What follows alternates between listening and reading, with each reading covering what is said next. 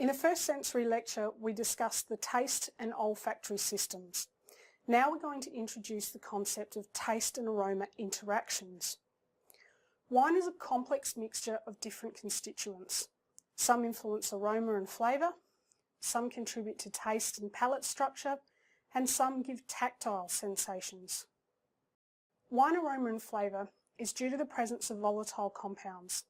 Several hundred different volatile compounds have been identified in wine from various origins.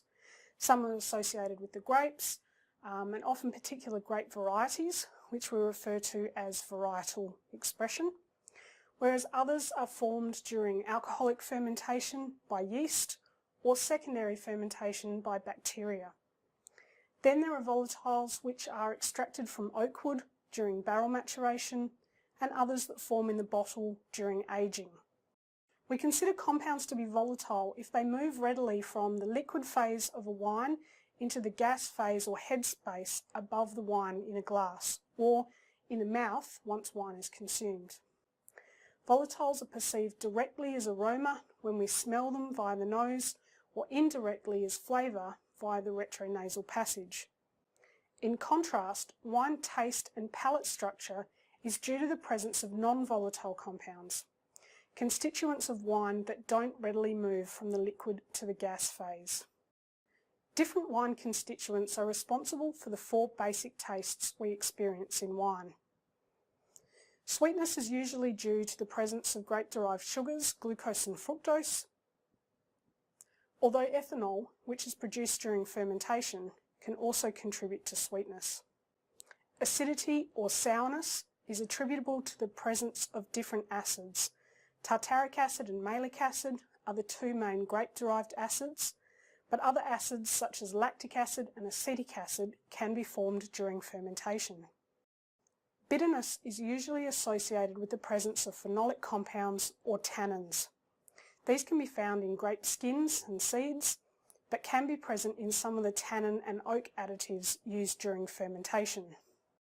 In terms of salts, there are certainly salts present in grapes, and salts can also originate from many of the additives, even just from water, used during winemaking. But usually their concentrations are so low we don't perceive any apparent saltiness.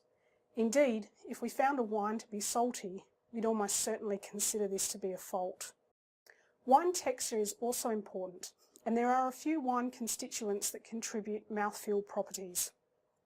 The ethanol content of wine typically determines its body, that is, ethanol can influence viscosity or palate weight, and at high concentrations this can be perceived as a warming sensation or in extreme cases as hotness. While some phenolic compounds contribute bitterness, others will elicit drying or puckering sensations, which we call astringency. Tannins can react chemically with the proteins in our saliva, and the resulting protein-tannin complexes that form strip the mouth of saliva. This creates a dryness in the mouth and increased friction, which we perceive as tactile or mouthfeel sensations. Because wine is such a complex mixture, we often find that our perception of one constituent will be affected by our perception of others. The interaction between sweetness and acidity is a classic example. So as sugar content increases, our perception of sweetness also increases, but at the same time our perception of acidity will decrease because the sugar masks the level of acidity. Sweetness can also mask bitterness, which is why winemakers will sometimes retain a little residual sugar in a wine that is perceived to be bitter, so as to mask that perception of bitterness. Interactions such as these can occur between taste compounds, between aroma compounds, and even between taste and aroma compounds. Masking or suppression is a classic example, but interactions can also be additive or enhancing. Aroma suppression or masking is a common interaction in olfactory mixtures. It's generally accepted that the aroma intensity of a mixture of two compounds will always be somewhere between the strongest and the weakest. Let's consider an example. If we consider the aroma intensity of lavender oil, we can see the perceived intensity increases as the concentration of lavender oil increases from 1% to 10% to 100%. If we introduce a dilute sample of pyridine, a fairly pungent compound, to the lavender oil, we can see the aroma intensity of the lavender oil decreases at all concentrations, such that it's always weaker than the lavender oil on its own. If we add a more concentrated solution of the pyridine, we see the aroma intensity decreases again, albeit at the highest concentration of lavender oil, the difference is not as noticeable as at lower concentrations. A similar trend is observed if we now add lavender oil to pyridine.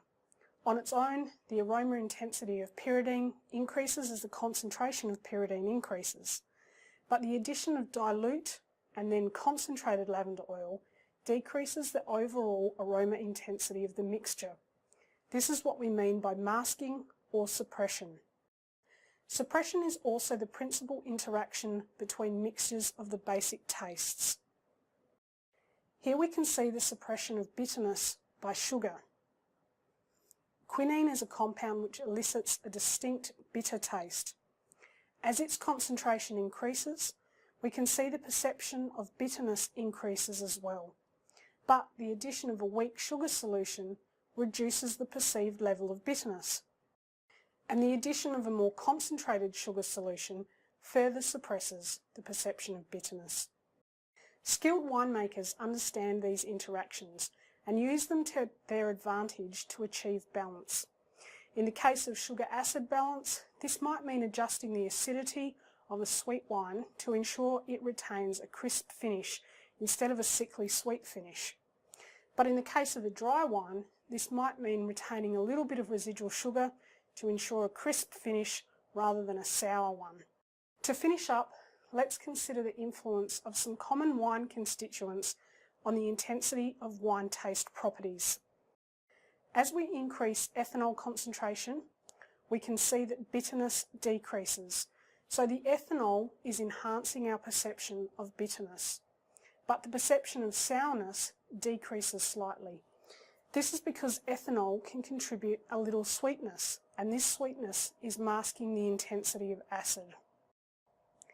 pH is a measure of acidity, so low pH levels mean high acid levels, while a high pH level means lower acid.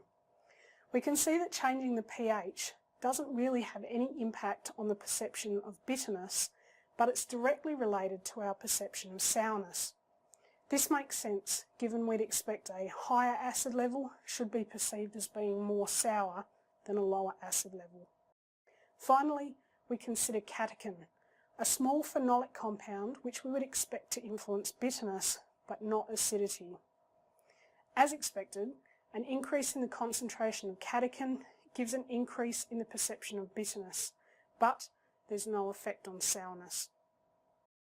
I'll suggest an activity via the discussion forum that you might like to try at home to get a feel for taste interactions, but we'll also look at some examples during the sensory practicals.